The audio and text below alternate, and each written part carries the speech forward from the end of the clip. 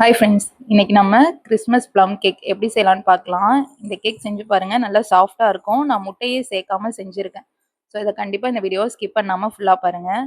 இந்த கேக் செய்கிறதுக்கு ஃபர்ஸ்ட் நம்ம வந்து சுகரை கேரமலைஸ் பண்ணிக்கலாம். அதுக்கு 1/2 கப் சுகரை நான் நல்லா கேரமலைஸ் பண்ணி வச்சுருக்கேன். நல்லா சுகர் கரைஞ்சி வந்ததுக்கு அப்புறமா 1/4 டம்ளர் சுடு தண்ணி போட்டுட்டு நல்லா கலந்து ஓரமாக எடுத்து வச்சுக்கலாம்.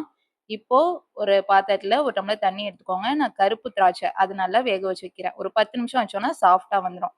இப்போ சுகர் அரைச்சிக்கலாம். இது கூட பட்டை, ஏலக்காய், கிராம்பு போட்டு அரைச்சி எடுத்துட்டு வந்துக்கலாம். ஒரு பவுல் எடுத்துக்கோங்க. அதில் 2 கப் தயிர், வாசனை இல்லாத எண்ணெய், நம்ம அரைச்சி எடுத்துட்டு வந்து அந்த சுகர் பவுடரை சேர்த்துட்டு நல்லா மிக்ஸ் பண்ணி வச்சுக்கலாம். இப்போ இன்னொரு பவுலில் நம்ம வேக வச்சு வச்சிருந்தோம்ல உலர்ந்த திராட்சை, முந்திரி, 1/2 கப் மைதா மாவு நான் சேர்க்குறேன்.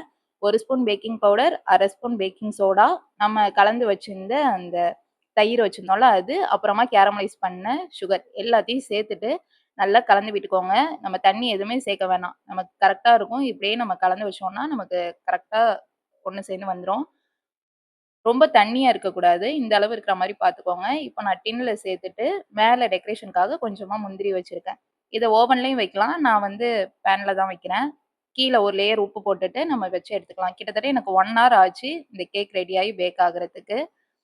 நல்லா ஆறுனதுக்கு அப்புறமா எடுங்க. கேக் வெந்ததுக்கு அப்புறமா 1 ஹவர் ஆற விட்டுருங்க. ஆறுனதுக்கு அப்புறமா நம்ம கத்தி வச்சு எடுத்துட்டு நம்ம எடுத்தோம்னா, நமக்கு ப்ளம் கேக் ரெடி ஆயிடுச்சு.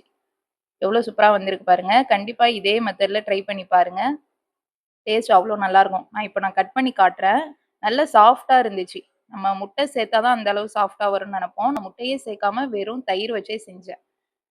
இந்த வீடியோ உங்களுக்கு பிடிச்சிருந்துச்சுன்னா என் சேனல சப்ஸ்கிரைப் பண்ணிக்கோங்க. Thank you.